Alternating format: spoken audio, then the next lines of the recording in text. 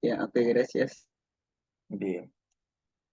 Ok, entonces, decía hace unos instantes, una cosa es Pentecostés y otra cosa es el pentecostalismo. No es lo mismo. Pentecostés es la fiesta, una de las fiestas importantes del judaísmo, como la Pascua. En la fiesta de Pentecostés también se llama la fiesta de las semanas. Es una fiesta agrícola, es una fiesta de gratitud por las cosechas. Una fiesta de 7 semanas, creo que se llama este, 49 años, ¿no? Ahora, lo primero que hay que tener presente, como ya ustedes han escuchado, es una fiesta donde se agradece a Dios por la provisión. Y es un tiempo donde los judíos ofrendan sus primicias de la cosecha del grano. O sea, es una fiesta de gratitud por las cosechas. Recuerden ustedes que el pueblo judío, básicamente su economía está centrada en la agricultura. Es un pueblo agrícola, un pueblo ganadero y luego un pueblo dedicado a la pesca. Pero mayormente es un pueblo agrícola y ganadero. La economía está basada en la agricultura y en la ganadería. Bueno, después del exilio, en el siglo VI, la fiesta se designó para celebrar la entrega de la ley al pueblo de Dios. O sea, ya a partir del siglo VI, la fiesta llega a tener otro significado. Es decir, para la época de Cristo, la fiesta tiene dos significados. Por un lado, se está recordando la experiencia del Sinaí, la experiencia de Moisés cuando recibe la ley. Y también es una fiesta agrícola, es una fiesta de gratitud. Bueno, entonces los judíos están celebrando después de la Pascua la fiesta de Pentecostés. Y, y en ese contexto surge una experiencia espiritual, y ese es ya el pentecostalismo. Se le dice pentecostalismo porque la experiencia espiritual, que es el derrame del Espíritu Santo, el bautismo del Espíritu Santo, se lleva a cabo justamente en esos días. Es por eso, es porque el evento se desarrolla, o sea, el evento espiritual se desarrolla en esa época, en esos días de celebración de la Pascua. Por eso surge ya la palabra pentecostalismo, pero estamos hablando de la experiencia espiritual. Muy bien, esta experiencia que podemos verlo desde varios puntos de vista, ¿no? Podemos verlo en números como una de las experiencias bíblicas. A ver, ¿quién lee números 11, 23 al 29? ¿Quién puede leer ese texto? 11, 23 al 29.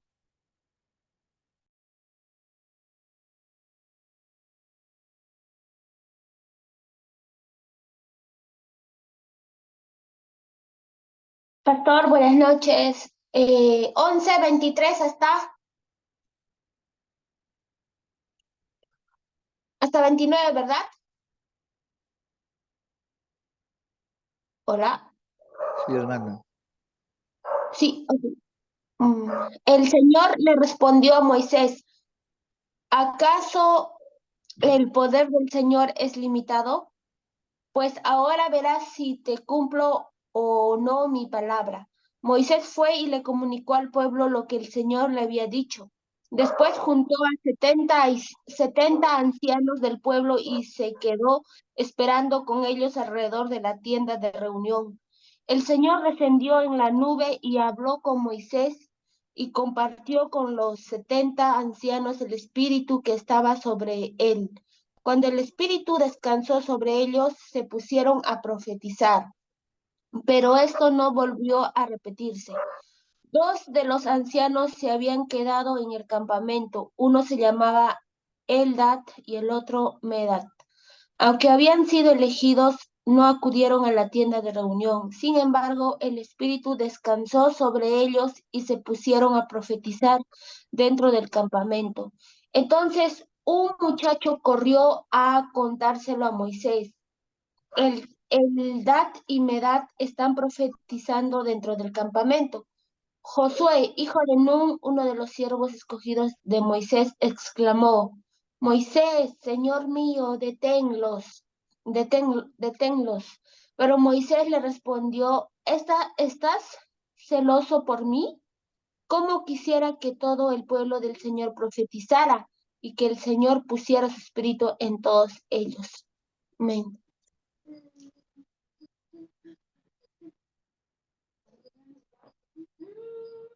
Bien, gracias. Estamos leyendo un pasaje de Moisés que vivió aproximadamente 1300 años antes de Cristo. Cientos. Y entonces vamos a notar ahí algunas características que me parecen importantes resaltar. Primero, el verso 24 dice que Moisés fue y le comunicó al pueblo del Señor lo que el Señor le había dicho. Después juntó a 70 ancianos del pueblo. Otra vez 70. El número 70, ya les dije, es un número simbólico, referencial. Es muy posible que hayan sido 70 ancianos, pero ¿por qué 70? ¿Por qué no 60? ¿Por qué no 40? ¿Por qué no 80? ¿Por qué 70?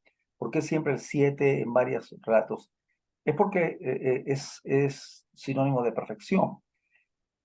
Bueno, y entonces estos 70 ancianos, dice, se quedaron esperando en la tienda y el Señor descendió en la nube con Moisés y compartió con los 70 ancianos el espíritu que estaba sobre él. Es decir, esa unción sobre Moisés ahora se deposita sobre los 70 ancianos. Y los 70 ancianos empiezan a profetizar. Hay una experiencia espiritual, hay una especie de experiencia pentecostal ahí, porque están profetizando bajo la presencia del Espíritu Santo, bajo una especie de llenura del Espíritu Santo, ellos están profetizando. Pero dos de los ancianos están fuera. Entonces el muchacho corre y le dice el Dad y Medad están profetizando dentro del campamento. Muy bien. Mire a Moisés, 1300 años. Estamos notando el contexto de una experiencia espiritual, una especie de una experiencia pentecostal, pero en una época donde todavía no era muy común. Una época donde el espíritu no se manifestaba de manera frecuente de esa forma. Eran experiencias esporádicas. Bien, entonces, mira lo que dice Moisés cuando Josué le dice, deténlos, o sea, impídelos. Moisés le respondió, ¿estás celoso de mí? ¿Cómo quisiera que todo el pueblo del Señor profetizara y que el Señor pusiese su espíritu sobre en todos ellos? Noten bien ustedes el sentir de Moisés. Año 1300, por un lado tenemos la experiencia, ¿correcto? La experiencia, y por otro lado tenemos el sentir de Moisés, ¿no? El sentir de que todo el pueblo tenga la experiencia espiritual y pueda profetizar. Ahora, después de Moisés viene la época de Joel, la época de Joel. Estamos hablando posiblemente 700 años después. Y Joel va a decir lo mismo, pero vamos leyendo el libro de Joel. Joel es un texto. Joel es un texto que empieza declarando un juicio, pero en un lenguaje figurado. El profeta Joel habla de la plaga de langostas. Y la plaga de langostas, hay debate sobre eso, si la plaga se dio o si la plaga no fue, pero bueno, ese no es el tema. El tema es que el autor, el profeta, usa el relato de una plaga para ilustrar una invasión, para ilustrar un juicio, para ilustrar una condenación. Y entonces, en el capítulo 2 continúa con eso. Y dicen, toquen la trompeta de Sion, den la voz de alarma en mi santo monte, tiemblen todos los habitantes del país, pues ya viene el día del Señor. El día del Señor es un término escatológico. El día del Señor es un término teológico que empieza a usarse en esta época. El día del Señor para el profeta es el tiempo del juicio, es la manifestación de Dios para castigar. Le dice, en realidad ya está cerca. día de niebla y oscuridad, día de nubes y de los nubarrones. Como la aurora que se extiende sobre los montes, así avanza un pueblo fuerte y numeroso. Como nunca lo hubo en la antigüedad, ni lo habrá en las generaciones futuras. El fuego devorará delante de ellos. Su micro, hermano, su micro. El fuego devorará delante de ellos, detrás las llamas lo queman todo. Es decir, en un lenguaje figurado, el profeta lo que hace es describir un juicio que viene, y ese juicio le llama el día del Señor. Y bien, luego el profeta lo que hace es llamar arrepentimiento, porque el profeta entiende que la única manera de poder cambiar o mover el corazón de Dios es a través del arrepentimiento. Entonces el profeta anuncia juicio y anuncia arrepentimiento, y de pronto entonces el profeta nos ilustra en el capítulo 2 la actitud de Dios, un Dios perdonador, un Dios que responde la oración, un Dios que responde a un corazón arrepentido y bendice, actúa con bendición. Un Dios que cambia el juicio en alegría, el llanto en alegría. Y en ese contexto, cuando el profeta dice, bueno, en ese contexto de que el profeta llama arrepentimiento, disculpen, el profeta anuncia juicio en un lenguaje bien, bien ilustrado, bien figurado, de una forma bien didáctico, ilustrativo, para que el pueblo pueda entender lo que significa una invasión, una destrucción, una crisis. Y luego el profeta llama arrepentimiento y presenta a un Dios que perdona. Y en ese contexto el profeta habla de que después de ese perdón, hay un derrame del Espíritu. Debo decir que el orden no necesariamente se cumple así, pero el profeta nos presenta así su tema en esa secuencia. Entonces, después de esto derramaré mi espíritu sobre todo el género humano. Dice. Los hijos de las hijas profetizarán, tendrán sueños ancianos y visión los jóvenes. Es decir, Joel dice algo similar a lo que acaba de decir Moisés. La idea es casi la misma, ¿es correcto? Pero lo que pasa es que Joel nos detalla. Moisés dice sobre todo el pueblo, se derrama el espíritu y todo el mundo profetizase. Pero ya Joel da ciertos detalles. Y notamos entonces cómo Dios se va revelando, cómo Dios va anunciando una manifestación del derrame del espíritu. Y entonces dice acá, en esos días derramaré mi espíritu. Aún son los siervos y las siervas en el cielo y en la tierra mostraré prodigios, sangre y fuego columna. Miren, generalmente muchos se han quedado hasta el versículo 29. En esos días derramaré mi espíritu, aún son los siervos y las siervas. Pero pocos tocan el tema del 30, del 30 para adelante. En el cielo y en la tierra mostraré prodigios, sangre, fuego, columnas de humo, el sol se convertirá en tinieblas. O sea, nota aquí que el autor habla de cierta crisis en la creación, en naturaleza. Entonces, número uno, el profeta aquí primero nos habla del derrame del espíritu y que cuando se derrame el espíritu habrá experiencias espirituales como el profetizar, que es predicar o anunciar algo para el futuro. Habla de experiencias, de visiones y de sueños. Bien, pero de pronto habla de juicio. En el cielo y la tierra mostraré prodigio, dice, sangre, fuego, el sol se convierte en niebla. No es otra cosa esto, en un lenguaje figurado, que una explicación de la crisis que la naturaleza va a tener. La creación, la naturaleza, hoy nos damos cuenta que va de mal en peor. Debilitamiento de la capa de ozono, calentamiento global, contaminación ambiental. O sea, estamos a pocos meses de tener otro fenómeno del Niño, que no sabemos con precisión qué cosa va a pasar, pero según las autoridades que tenemos, es posible que haya sequía, es posible que haya lluvias intensas. O sea, hay problemas con el medio ambiente, hay una crisis, el mundo tiene problemas. Y entonces esto tú lo encuentras en Apocalipsis también. en un lenguaje figurado. Es decir, el Espíritu es el Señor de la historia. El Espíritu es el que tiene el control de todo. Y el derrame del Espíritu, que si bien es cierto, tiene que ver con la bendición de los hijos de Dios y las experiencias espirituales pentecostales, pero también el Espíritu Santo tiene el control de la creación. Y antes que venga el Jesucristo, porque dice acá, antes que llegue el día del Señor, día grande y terrible, o sea, antes de la segunda venida de Cristo, la tierra entra en crisis.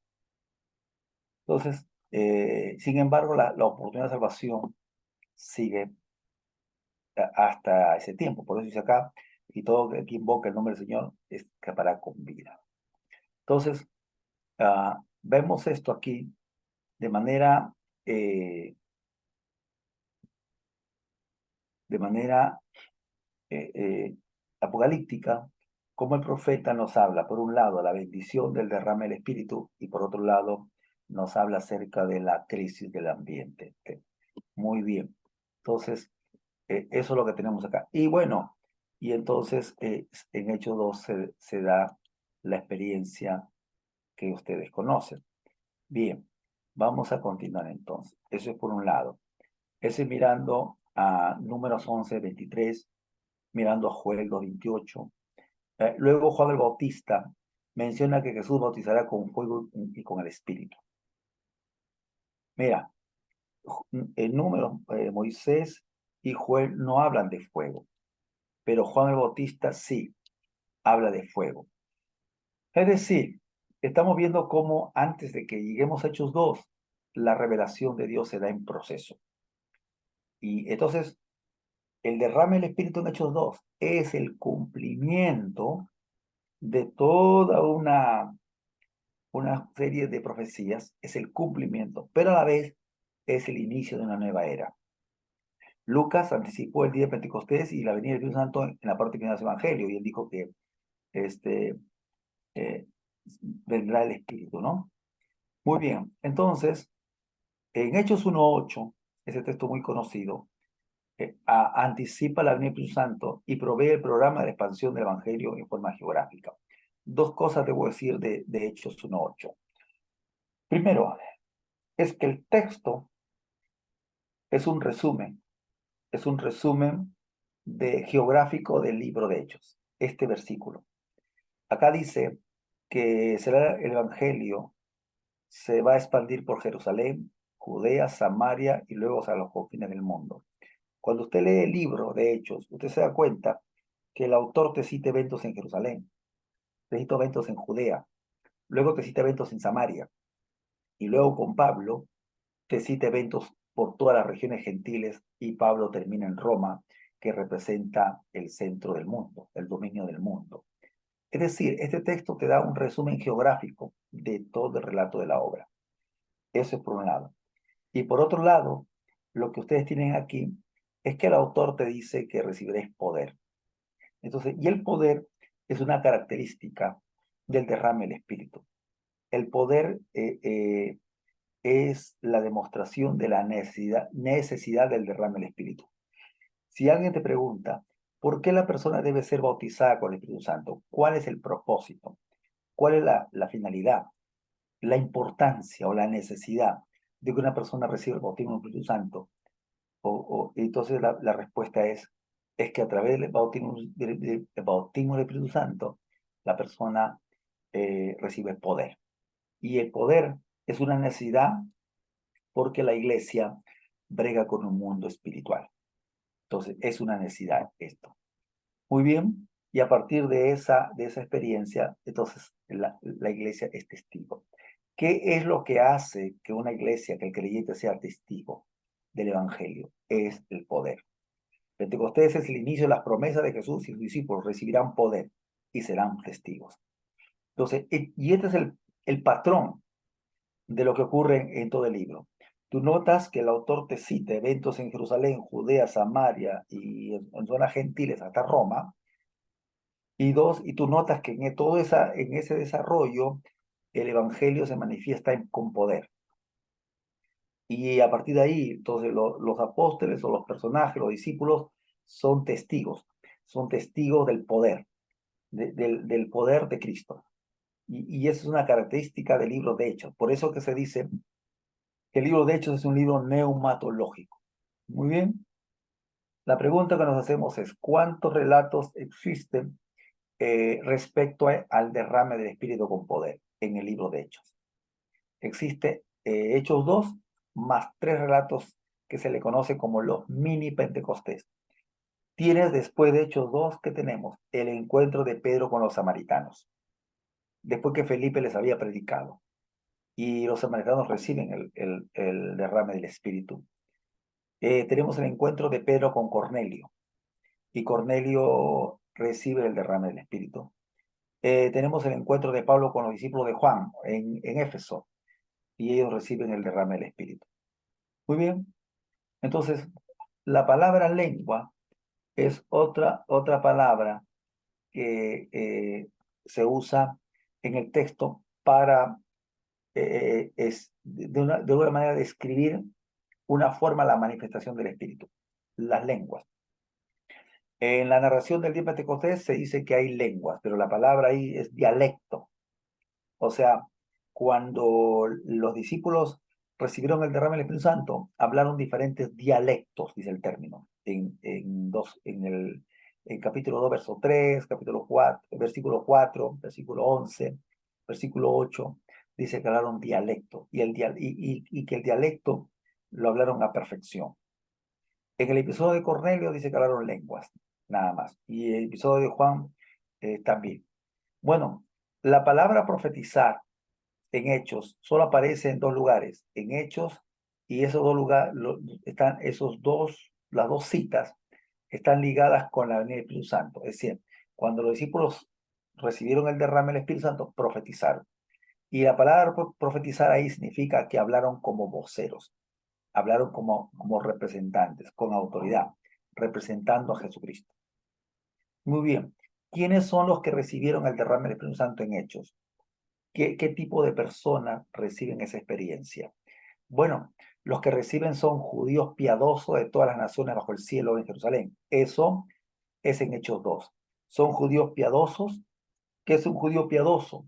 Un judío piadoso es un judío devoto, es un judío muy religioso. Todos los judíos eran religiosos, pero los judíos piadosos desarrollan no solamente que son muy religiosos, muy devotos, sino que tenían la capacidad económica de poder viajar a Jerusalén. Venían de Egipto, venían de Babilonia, venían de Roma, de la zona sur de Europa, o sea, y ellos viajaban en caravanas y eran gente muy devota que tenían la capacidad de poder viajar. Eran los judíos de Jerusalén en Hechos 2. Y, y los samaritanos, bueno, es otro grupo, es la comunidad de Samaria, eran los judíos que habían quedado del reino del norte. Si usted me pregunta, ¿la comunidad del reino del norte desapareció del todo? No. Los que quedaron del reino del norte, ese reino que se dividió después de Salomón, es justamente los samaritanos. Hasta el día de hoy hay como 2000 samaritanos que todavía en el monte Gerizim celebran ellos sus ciertas fiestas. El otro que recibió el Espíritu Santo, el derrame, fue Cornelio, un gentil, un romano, un soldado que vivía en Cesarea Marítima.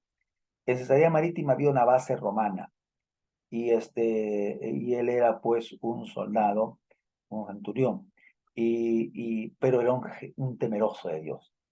No era un prosélito. Recuerden ustedes que en esa época los gentiles o eran prosélitos o eran temerosos de Dios. El prosélito era un gentil convertido al judaísmo. El temeroso de Dios era un judío, un gentil, disculpen, que no era convertido, era una especie simpatizante. Los discípulos de Juan fueron otro grupo que recibieron el derrame del Espíritu. Y respecto a los discípulos de Juan, no es claro si son judíos o gentiles. No, eso no está muy claro. Y ellos es el único caso de un grupo de judíos o de creyentes que se vuelven a bautizar por segunda vez. ¿Por qué? Porque ellos habían sido bautizados en el ministerio de Juan el Bautista. y Juan no bautizaba en el nombre de Jesús.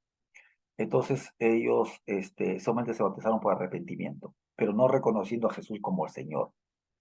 Entonces Pablo ve la necesidad de que este grupo vuelva a bautizarse, reconociendo a Jesucristo como Señor. Repito, es la única experiencia que hay de una especie de rebautismo. Pero no es porque hayan pecado, no es porque hayan vuelto atrás, es porque se entiende de que ellos fueron bautizados, pero sin reconocer a Jesucristo como Señor. Y Pablo entiende que para bautizarse tiene que reconocer a Jesucristo como el Señor de la vida. Entonces, nuevamente se bautizan y reciben el bautismo del Espíritu Santo. Respecto a las lenguas, el hablar en lenguas en Pentecostés significa la vocalización de idiomas actuales. Lucas narra cómo cada etnia escuchaba en su propia lengua. Es decir, la palabra glosa es lenguas, pero ahí en el texto, en Hechos 2, el término que se usa, además de glosa, es dialectos. Hablaron en su propio dialecto. Entonces, es decir, cuando habla de dialectos son lenguas humanas. ¿Ya? Es lo que está pasando ahí. Bueno, y por otro lado, la repetición de sílabas no entendibles, que es lo común, podría describirse más como un lenguaje espiritual en un tiempo de oración, pero no se puede describir como una lengua en el sentido que vemos Hechos 2. Es decir, básicamente, con el derrame del Espíritu Santo se generan dos tipos de lenguas. Las lenguas que son humanas, donde usted puede hablar ruso, puede hablar inglés, puede hablar francés por el Espíritu, son lenguas humanas. Ese tipo de experiencia no es muy común. Es vigente, sí. Puede darse en cualquier momento por la voluntad de Dios, pero no es común. Lo que es común son las sílabas no entendibles, que se escucha siempre. Y los dos tipos de lenguas existen. Y las sílabas no entendibles, se le puede, según Romanos 8:26, posiblemente entender como un lenguaje espiritual. ¿Ya? Pero es diferente. Hay otro término griego que es ecolalia, y según el diccionario, la Real Academia define como una perturbación del lenguaje, pero es que consiste en repetir involuntariamente una palabra, frase o acabar de pronunciar el mismo. Otra palabra que existe en 1 Corintios es heteroglosos, que significa lenguas extrañas. Hablaron en lenguas extrañas. Entonces, respecto a las lenguas, podemos concluir lo siguiente. Nosotros pentecostales creemos que hay básicamente dos tipos de lenguas. Las lenguas que son humanas, que es vigente pero que no es común, no siempre se escucha, y que son dialectos, o la persona habla un idioma humano de cualquier cultura, de cualquier país. Y generalmente se da con propósito evangelístico, se da con un propósito de evangelizar o de exhortar a una persona, llamarlo arrepentimiento. Y la otra es las sílabas no entendibles que son comunes, siempre se escuchan en los cultos, y que tiene una naturaleza más espiritual, que no se entiende, ¿correcto? Y al parecer, según Pablo, son lenguas que se manifiestan para dar una especie de fortaleza espiritual. La persona se siente espiritualmente fortalecida. Es un misterio dentro de la vida del ser humano, del creyente. Muy bien. Finalmente, la teología de Pentecostés. El derrame del Espíritu Santo y todo el desarrollo de Hechos 2 nos lleva a una conclusión, a que el derrame del Espíritu inauguró una nueva era. La venida del Espíritu Santo inauguró una nueva época en la historia de la salvación. A esa nueva época se le conoce como la escatología inaugurada. Es decir, a partir de la venida del Espíritu Santo, se entiende que la iglesia empezó a vivir los últimos tiempos. Los últimos tiempos que usted predica empezaron en esa época. Y hasta el día de hoy estamos viviendo los últimos tiempos, donde cada vez el mundo se acrecenta más la crisis y los problemas. Entonces, ¿eso qué significa? Número uno, que el Espíritu Santo se entendía que antes posaba, ahora mora en la vida del creyente, en el templo. Somos templo del Espíritu Santo. Dos, el pueblo de Dios ahora ya no se compone de una sola raza. El pueblo de Dios ya no es una sola cultura. El pueblo de Dios no se compone por raza, por cultura, etnia o geografía, sino por la fe en Cristo. 3.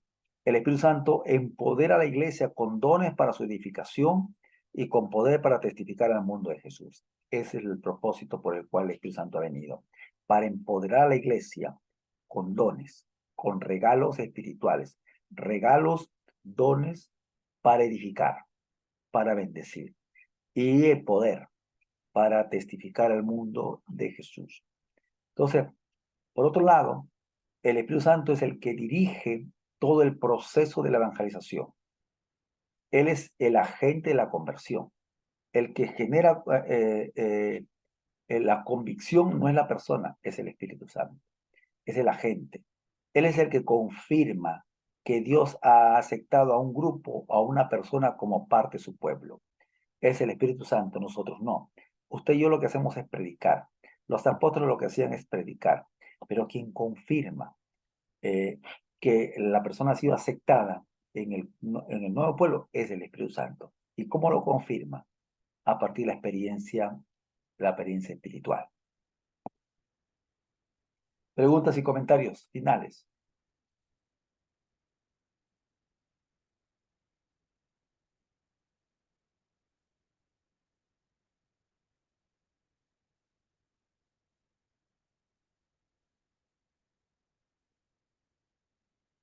Preguntas.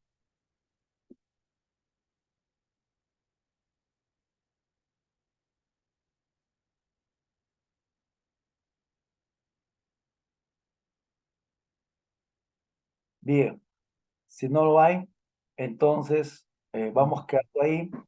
El próximo viernes nos vemos a las 7.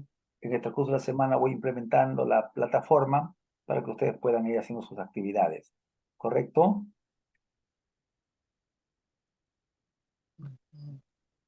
Amén. Ok. Bien. Bendiciones. Gracias con ustedes. Nos vemos el próximo viernes.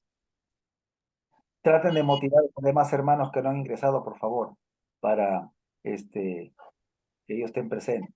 Bendiciones. Ok, pastor. Bendiciones. Gracias, pastor. Bendiciones. Buenas noches. Bye, Buenas bendiciones. noches, hermanos.